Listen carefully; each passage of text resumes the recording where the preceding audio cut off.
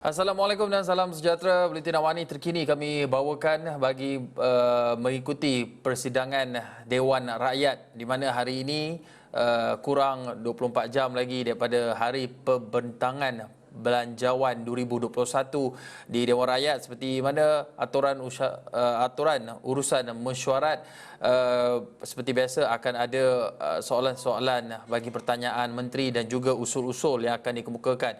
Dan hari ini dijangkakan sebelah pagi tadi, awal pagi tadi telah berlangsung sesi pertanyaan bagi jawab lisan di mana antara lain Ahli Parlimen Arau Datuk Seri Syahidan Kasim meminta Perdana Menteri untuk menjelaskan mengapa kerajaan tidak melaksanakan perintah kawalan pergerakan ataupun lockdown walaupun ketika kita berhadapan dengan gelombang ketiga di mana angka jangkitan sehingga kini mencecah 4 digit, lebih 1,000 kes dicatatkan pada hari Rabu.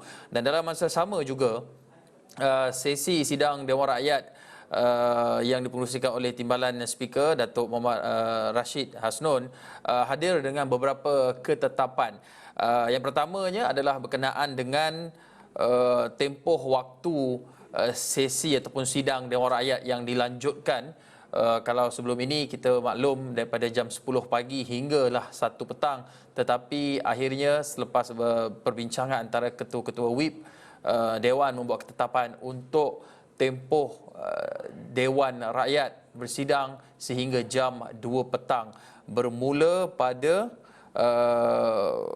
minggu hadapan ataupun pada 9 November ini. Dan dalam masa sama juga bercakap mengenai soal perbentangan Belanjawan 2021 yang akan dibentangkan oleh Menteri Kewangan pada hari Jumaat esok.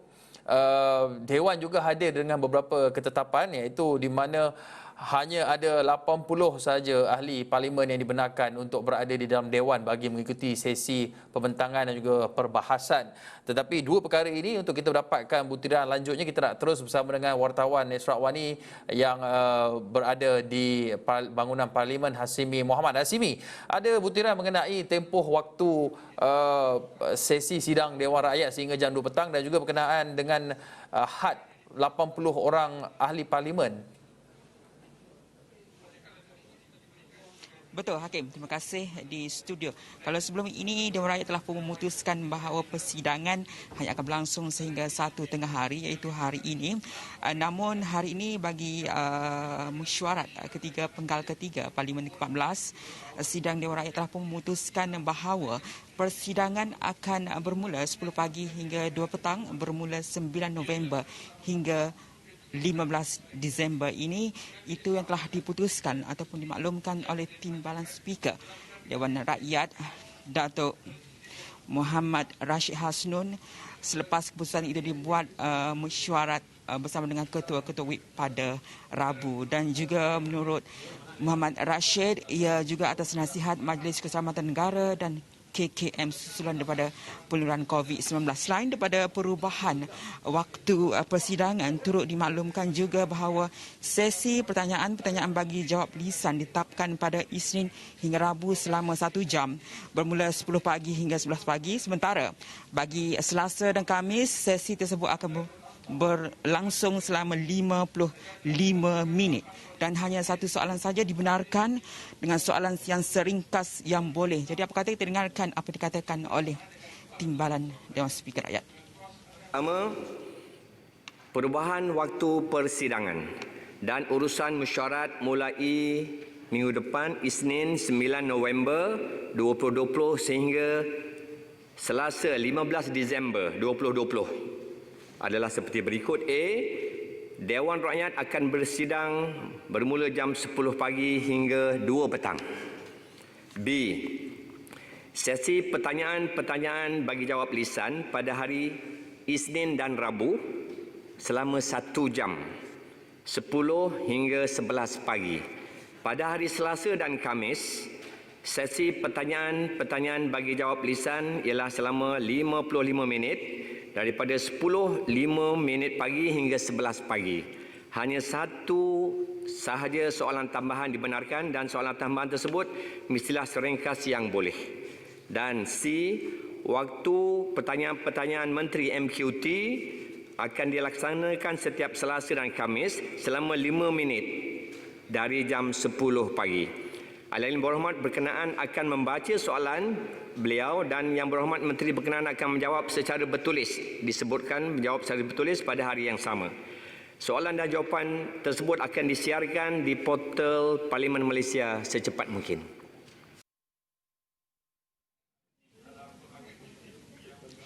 Baik, antara lain Muhammad Rashid turut memaklumkan perbahasan di peringkat dasar rang Undang-Undang Perbekalan 2021 bersidang selama 8 hari iaitu bermula Isnin 9 November hingga 12 November dan 16 November sehingga 19 November. Dan seperti mana Hakim katakan, Dewan Rakyat turut memutuskan bahawa hanya 80 ahli parlimen sahaja dibenarkan untuk hadir pada satu masa bermula esok, di mana daripada jumlah tersebut 41 mewakili ahli parlimen dari kerajaan, sementara 39 mewakili ahli parlimen dari pembangkang dan bebas. Jadi apa kata kita dengarkan sedikit apa dikatakan oleh Muhammad Rashid. Kedua, penentuan ahli yang berhormat yang boleh berada dalam Dewan akan ditetapkan oleh parti masing-masing. Setiausaha Dewan Rakyat akan memberikan kad-kad khas tersebut kepada Yang Berhormat Kota Baru untuk diselaraskan kehadiran di pihak anggota pentadbiran dan ahli backbenchers, manakala di pihak pembangkang, kad khas ini akan diberikan kepada Yang Berhormat Sungai Petani untuk kehadiran ahli-ahli pembangkang dan bebas. 80 orang ahli yang berhormat yang diberikan kad khas tersebut boleh merekodkan kehadiran di komputer riba masing-masing seperti kebiasaan.